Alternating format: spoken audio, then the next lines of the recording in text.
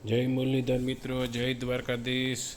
જો આપણે અત્યારે એક ગાયનું HC એટલે હોર્ન કેન્સર કંબોયનું ઓપરેશન કરવા આવ્યા છીએ. જો ગાય બહુ મસ્ત મજાની નાજુક છે, પણ એને બિચારીને અત્યારે કંબોય થઈ ગઈ છે, એટલે આપણે એનું હવે ઓપરેશન કરશું.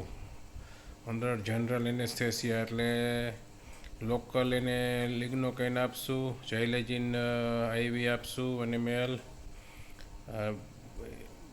સિંગના બીજ કોર્નવોલ નર્વ બ્લોક કરશું. પછી એનું જનરલ એનેસ્થેસિયામાં ઓપરેટિવ સર્જરી કરશું.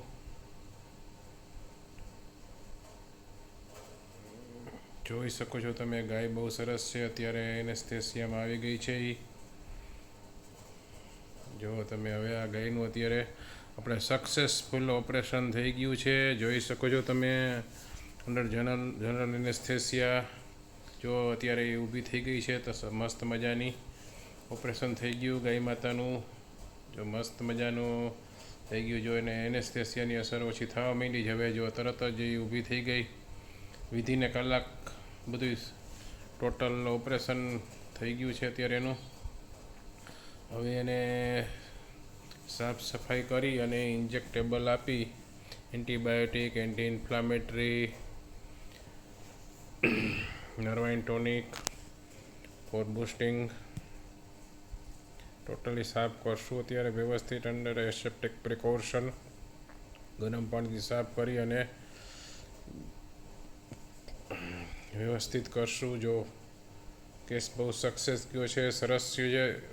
થર્ડ સ્ટેજમાં આવી ગયું હતું, ખોયલું ત્યારે જોયું આપણે એને, પણ વ્યવસ્થિત સાફ કરી લીધું છે એટલે નહીં વાંધો આવે. અઠવાડિયા પહેલાં જ એ લોકોને ખબર પડી કે આ સિંગ એનું ફરવા માંડ્યું છે, એટલે આજે આપણે જોઈને તરત જ એ ઓપરેટિવ સર્જરી કરીને એને રિમૂવ કરી દીધું. એમ્પ્યુટેશન ઓફ ધ હોર્ન સાફ કરી બધું સરસ મજાનું એને બેન્ડેજ કરી દઈશું. જો